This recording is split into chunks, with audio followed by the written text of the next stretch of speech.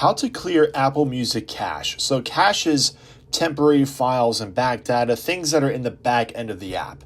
So what we can do is get rid of that cache. So what you want to do is go over to your settings, and you want to go down to where it says General, and then go to your iPhone storage. So from here, what we're going to do is go through our list of apps here, and you can go ahead and show all. And we're going to go down to where you find music here. And what you need to do here is offload the app. So go ahead and offload the app. It's going to change the storage amount. So go ahead and offload it. And then you're going to get an option to reinstall the app. And what that's going to do is get rid of all that cache and all those temporary files.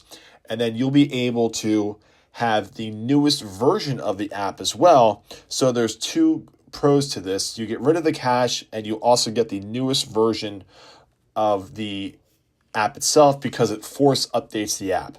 So once that's open and done updating, it's perfectly fine to use. It doesn't log you out. You don't have to reinstall anything, but then the app size shrinks, and that is it. That is how you would go about clearing the Apple Music cache.